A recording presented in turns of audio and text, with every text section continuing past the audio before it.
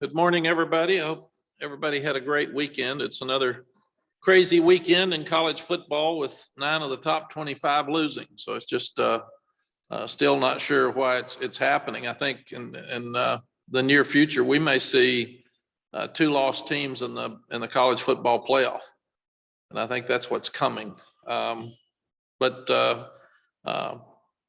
happy we won the game.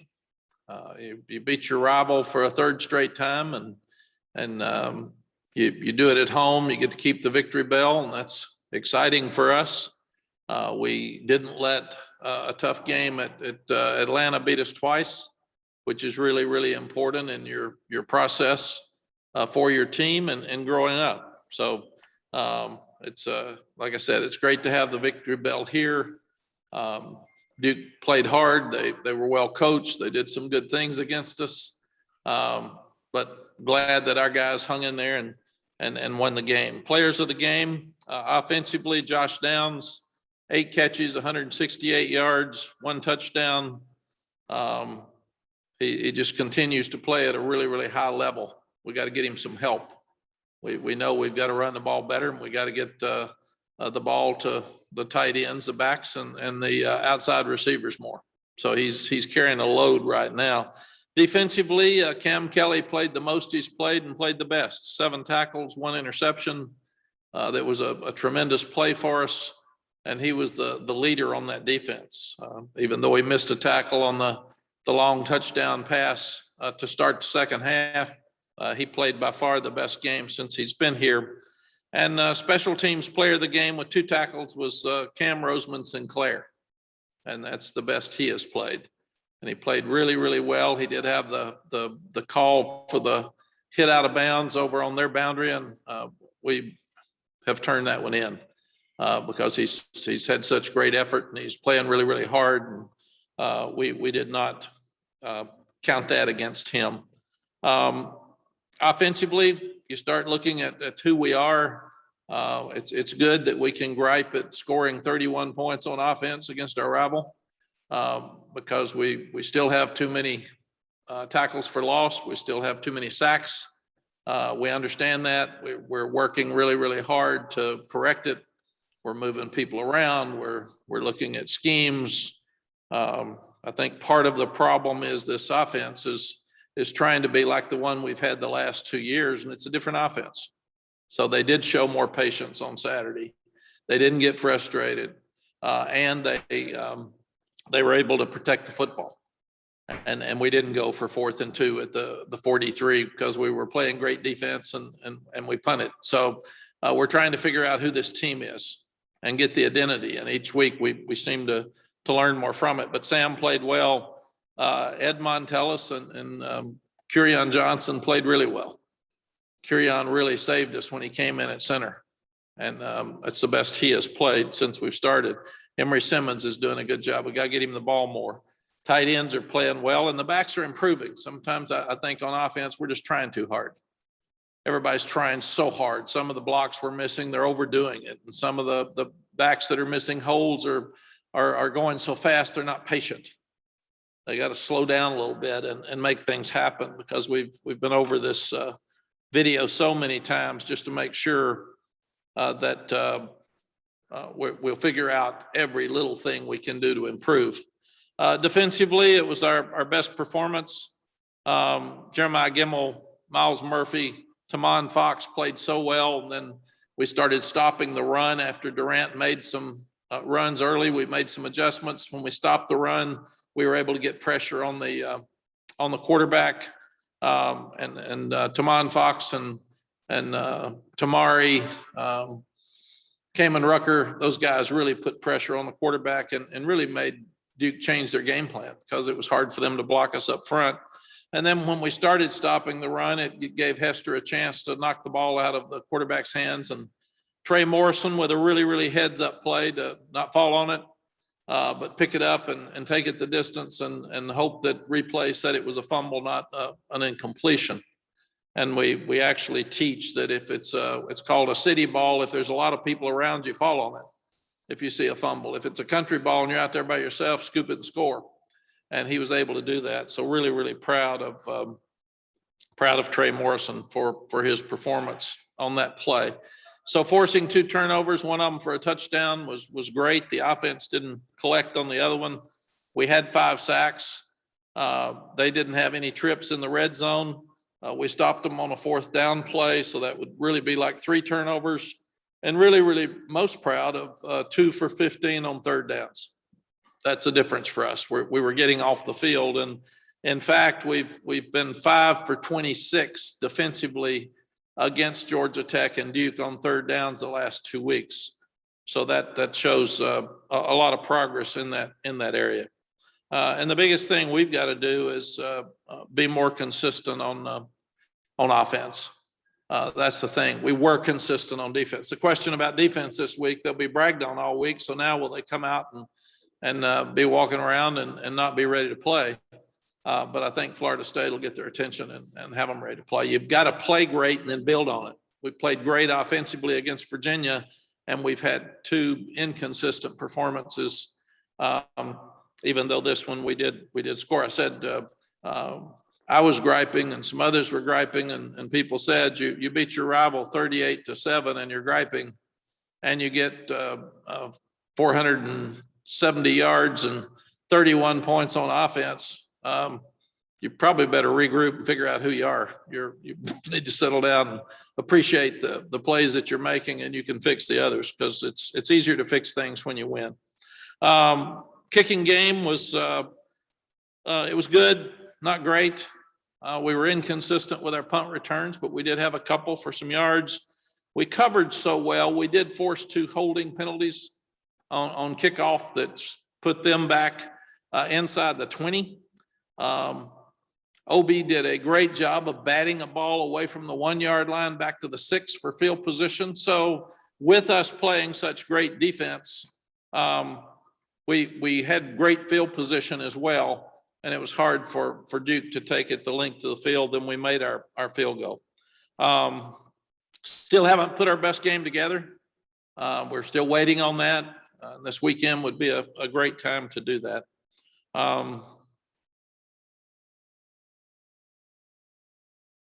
Like we said, we got to handle praise with our defense after playing really well. But last year, Florida State rushed for 241 yards, and 4 of the 5 offensive linemen are back, and 10 of the 11 starters are back.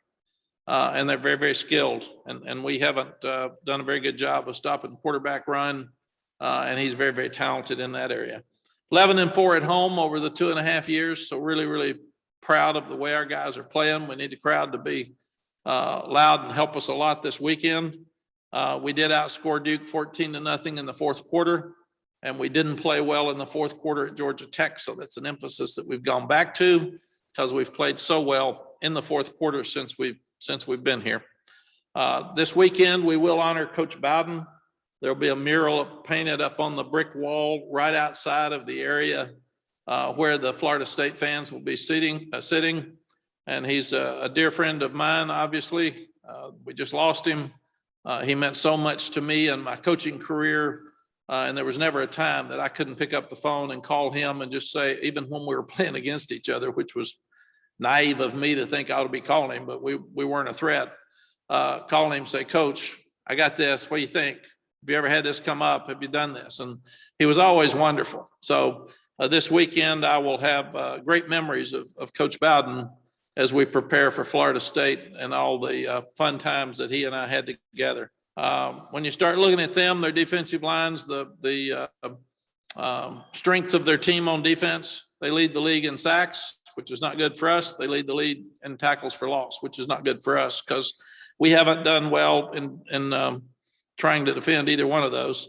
And offensively, they, like I said, they rushed for 241 yards last year and did a tremendous job against us. Questions? All right, thanks, Coach. We will begin with Aaron Beard. Go ahead, Aaron. Hey, Mac, you just mentioned the home record. I'm curious kind of how you look at the disparity between the way you guys have played on the road and the way you guys have played at home, where at home you've looked pretty dominant in your games, but it hasn't been the case on the road. How are you looking at the way those two things are going? Aaron, usually you've got to win at home before you can win on the road. You got the comforts of home. You got crowds. You got momentum changes are easier. You got people that don't get on a plane and travel or get on a bus and travel. You're staying in the same place you always stay. So if you look at it, everybody's home record is better than their away record. And to be a good team, you got to win at home. To be a great team, you got to win on the road. And last year, just without going through them all, we first year we lost to Wake Forest on the last part of the game. We have a 6 overtime loss to Virginia Tech. We have an overtime loss to Pittsburgh. So you've got to play better on the road because you usually don't get the breaks with the officials. I'm not sure why. It seems like they get into the crowd and you don't get breaks as easily, and you've just got to whip somebody. You got to be better than them on the road and significantly better to win. But if you check, everybody's the same way. I remember when I first was here, we weren't winning any, so I said we got to win at home. Then when we started winning at home, they said, well, you don't win on the road. I said, yeah, we got to win on the road. And then when you'd lose to Florida State, who was the best team in the country, they said, you can't win a big one. I said, yeah, if we beat that one, we're going to win the national championship. So that's kind of the process that you go through in building, and guys understand that. And I think our guys are understanding it. We've got some that haven't played but 5 games of college football that are playing a significant amount. So that's part of that process they have to learn. Thanks, Mac. Thank you, Aaron. All right, over to Luciano. Hey, Coach, I hope you're having a good day. This was the first game where you have won the turnover battle in the season and the first one with no turnovers. Florida State, on the other hand, has one of the worst turnover margins in the nation. How big of an opportunity do you think this game is to keep that trend up? And how big of a key do you consider it to be for the game? There are 2 or 3 different factors that determine whether you win or lose. And the turnover battle is probably the most. And you add 4th down stops in that. But you cannot turn the ball over and win games. And that's why I was so proud of the offense. Made big plays. We don't need to be a big play, bad play team. We got to be more consistent in that and make some of the bad plays at least average plays, so we can get better and hopefully then start running the ball better as well. But we lost our patience and we got frustrated on offense down at Georgia Tech and started turning it over. And that's what got us beat. Defense still played well enough most of that game to win. So the turnover battle is huge for this weekend. Andrew Jones, go ahead. Hey, Coach, you mentioned it after the game Saturday about players maybe feeling like they let some of the fans down based on what expectations were. Could you kind of tell us how you address the team with that? Because they're going to see everything that's written and said out there. You can't hide social media and everything from them. And yet, and you just kind of alluded to it a second ago, you score 31 points, 470 yards against your rival, and people are kind of negative. How do you balance that in your message to the club? Andrew, it's a very good question. I try to be as honest with them as I can again and say that number one, people are struggling out there. We've still got COVID issues. We got unemployment issues. We got people that don't have jobs and losing their houses. So we have a pretty negative society right now. And when people are needing a release, social media is a great place to release it, especially when you don't have to use your name. So, and then you've got fans from other sites that jump on because they've been waiting, man, for that chance. And I learned very early at Texas when people would tell me there's new names on there this week, Coach. Yeah, they're not your fans, but that's okay. They're trying to look like it to hurt recruiting. So I've tried to educate our guys on what that's really like. And the problem is young people in many cases are addicted to their phones and they're addicted to social media and their computers. And we're spending way too much time looking at screens instead of doing some things that would be more productive in their lives. So I've tried to explain all that to them, Andrew, and also told them that we're going to win. We're going to be great at some point, and those that are jumping off are going to want to jump back on. And I just hope there's no tickets available. That's Unrelated other question. Florida State hasn't been Chapel Hill since 2009. In fact, I think FSU has only been to Chapel Hill 3 times this century. But in the last 3 times Carolina's played, the Seminoles has been in Tallahassee. They don't play very often. What do you think about the fact that they haven't been here in 12 years and the quirkiness of the schedule? And do you have ideas that you would advance if Commissioner Phillips would listen to you about maybe what should be done with the schedule so kids that played a certain school can face everybody at least maybe once during their college careers? Yeah, Andrew, it's really interesting when you look at it that the Big 12, when A&M and Missouri left, they started playing each other. And then the conference championship game was a repeat game. And it could have even been that Oklahoma and Oklahoma State were the last game of the year, and they had a game a week later and repeat just because they were both the two top rated teams in the Big 12. So it's really a dilemma in trying to figure out rivalries, for one thing. How do you divide a conference, the Atlantic and the Coastal, and how do you have crossover games? Like I think again this year we're playing Wake Forest as an out-of-conference game. We're playing Notre Dame as an out-of-conference game. So it's a little bit crazy when you look at it, but I think what we may see is if there aren't changes in Coastal and Atlantic, you may see people start playing more conference games as crossovers, even though they're out of conference games. And I think we may see that for TV purposes moving forward, because the more money that TV is going to put into it, the more they're going to demand better games and a tougher schedule. And it's going to be harder for coaches, but coaches can't gripe about not having enough money in their programs through the TV packages and then not play great games. I mean, that's where coaches are in a dilemma right now. So do you play a very difficult schedule that's very attractive for TV, but harder for you to win as a coach? And that's just the balance that people are having to look at. And I think that's what's coming. I don't want to take up a bunch of time, other people's time, but very quickly, do you support playing a conference foe in a non-conference game? Yes. I think playing Wake Forest, even though they're really good, and it would be easier for us to play an FCS school that we could beat very easily. I think it's great that we're playing Wake Forest this year, and our fans like it. It's for me, it's a traditional quote ACC game before we had divisions. So I have to stop and think, when I first got back, I had to stop and think, is State in the Coastal or Atlantic, because we're playing them every year. And then I have to say, is Wake Forest the crossover game, or is it an out-of-conference game that we're playing in conference? Because it's just confusing. But I like playing the games that fans get excited about and players get excited about.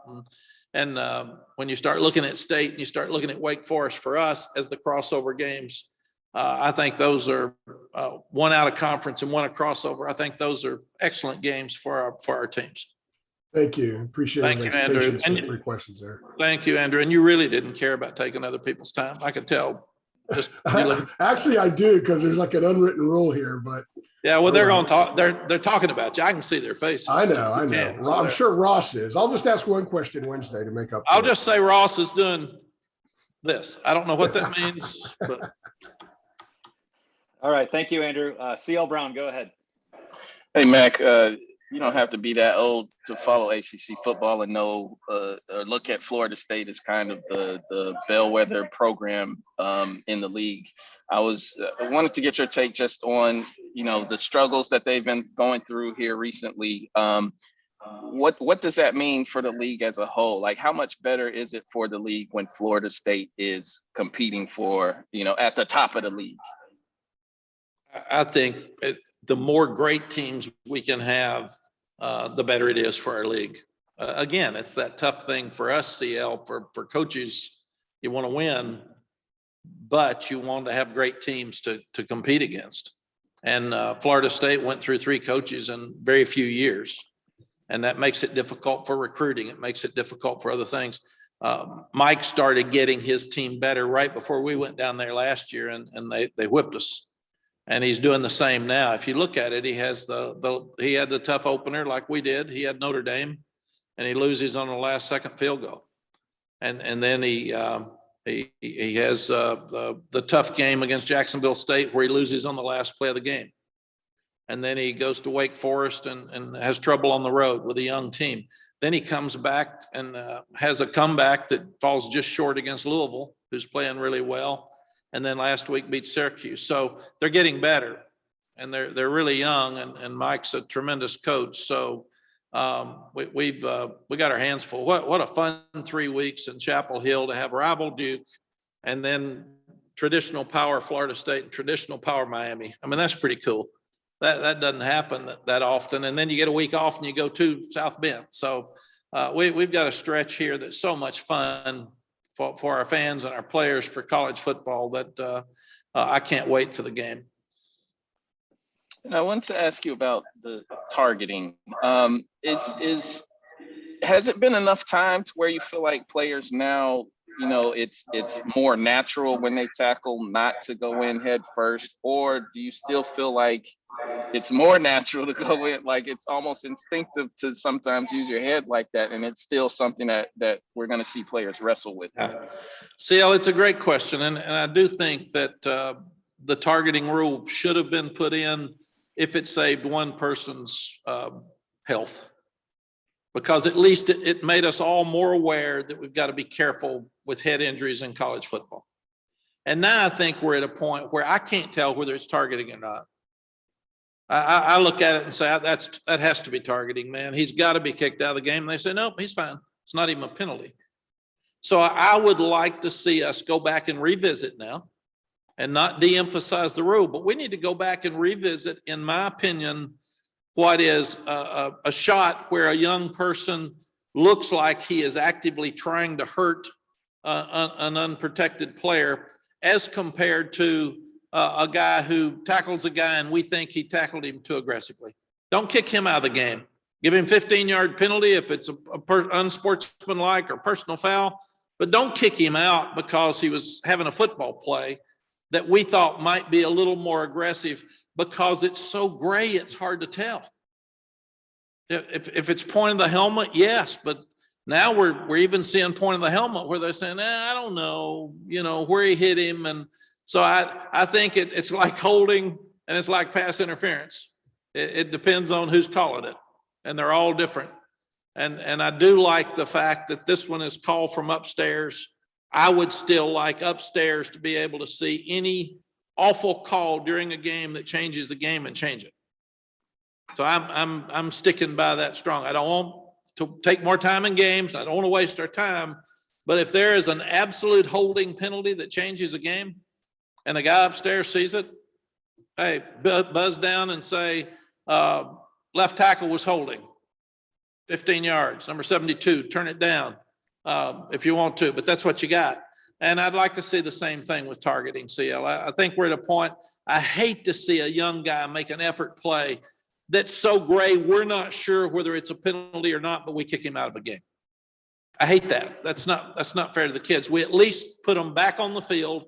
I hated it when we treated them like they were had done something awful and sent them in, made them sit by themselves. That was awful. And I hate it where they had to sit in the locker room by themselves for the first half of the next game. So we're making progress. I think it's time to have a 15-yard penalty and an ejection penalty if it's an awful hit that could possibly hurt a young person. Okay, let's go to Matt Michelle, please. Hey, Matt, good to see you. Good to see you, Matt. I wanted to kind of piggyback on the Florida State question a little bit about being so good. You were a GA on that 74 team that had a really rough start, similar to what Florida State's gone through this year. What do you remember about that year? And, what do you do as a coach maybe to kind of handle those kind of starts so you keep the team together, even though things are kind of not going the way you want to on the field? Matt, I've been around too many of those, so I've got that part down really good. I remember that we weren't very good. And I remember that Burt Reynolds was just coming out with the longest yard. And he came and they showed us the premiere to our team Friday night before we played Baylor. And if I remember it right, we were all screaming, green machine, green machine, green machine. And Baylor was green. And I think we were up 17-0 and got beat. Because we were really, really struggling. But then Coach Bowden came in the next year. and Florida State got back on track just quickly. And I think what Mike's done is Jimbo leaving was tough on some folks, and then Willie coming in, and that didn't work as well as everybody thought. And now Mike's there, and they brought in 13 transfers this spring.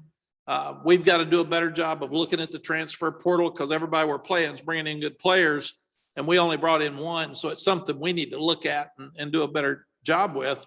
But they look good. They're well coached. It's just a matter of time. And like I said, we got whipped by them last year. So they'll come in here with a great attitude this weekend. But they are not far away. I think people there is an anger in our society right now, and people want to get angry over everything. If Florida State fans look, this team is really close, and they could just as well be 3-2, and maybe even 4-1. So Wake Forest is the only game they've really been out of, and so I think they're coming fast. Thanks, Mac. Appreciate it. Thank you. Okay, Greg Barnes. Good morning, Mac. By Morning, my Greg. count, this program has had 3 career-ending injuries at center over the past 5 years. Obviously, that issue with depth. How do you go about trying to correct the depth issue right now, and how do you try to address it both short-term and long-term? Well, it's a real issue, Greg, and you're so right. It's probably the biggest issue we have that we haven't been able to address and get fixed. So that's why we moved Caden Baker over there last week, and it was very unfair to him to expect him to play well in a game when he hadn't ever played center in a game and didn't even practice till Wednesday. So hopefully his snaps were good. He did a lot of good things. Hopefully Caden will be an addition to that group. He can still play left tackle and he can play center. But we also may need to look around, and that we may need to look in the transfer portal for a center just because it's been so difficult for us. And we have not had good luck at that position at this point. And you've talked about having open conversations with players because of the eligibility rule instituted last year. Are you having those conversations with Brian Anderson and Kieran Johnson to try to set up things for next year? Yes. And we've had it with everybody. And what we'll do, Greg, is we'll go revisit it with each player in the open date. Because you work so hard during the week to try to get things going. The open dates just past midseason. It's a great time to say, all right, we had this visit after spring practice. Let's revisit. How are you feeling now? Are you coming back? Are you definitely leaving? Are you going to wait and see how the draft goes? Are you a second teamer that's going to go in the portal because you're not starting enough? And we're okay with all that. Just tell us what you want, and we'll try to help you do that. But those conversations will be revisited during the open date. Thank you. Thank you. Okay, Ross Martin, go ahead. Hey, Coach Brown, wanted to stay on the offensive line.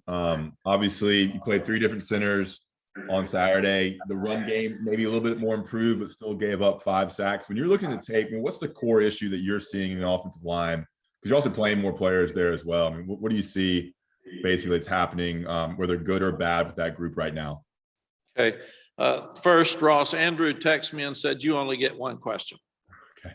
So that's important. He felt like that you might want to go more.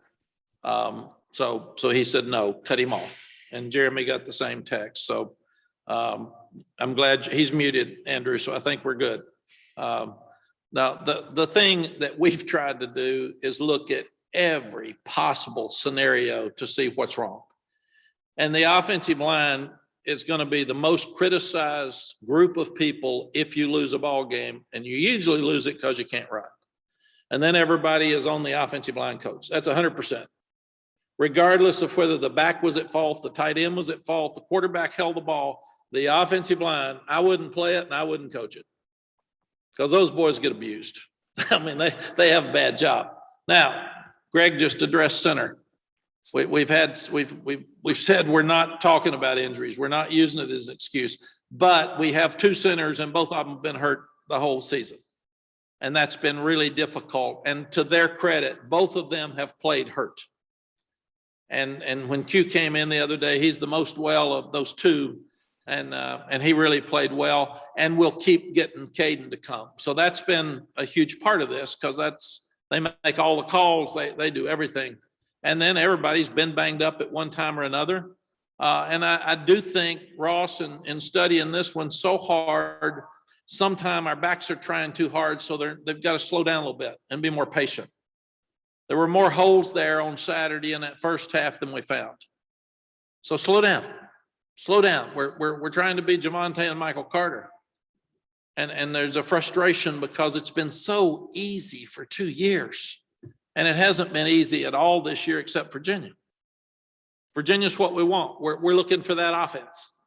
But at least Saturday, other than me, I got frustrated and I get mad. I'm like a fan. But the players didn't.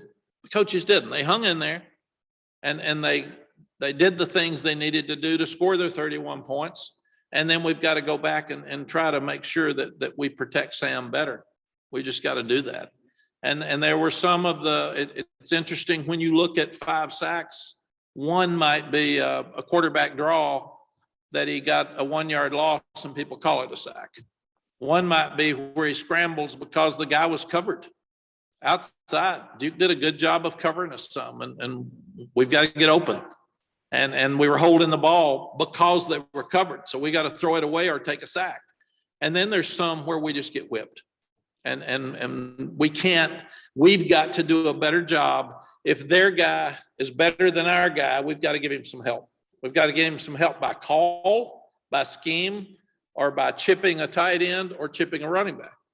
And I think all those things are things that we need to do better, because Florida State's got great pass rushers. So, and you can't always drop back on 3rd and long and expect to protect if you're struggling. You know, we got to run more screens and draws and do some things to help those guys up front.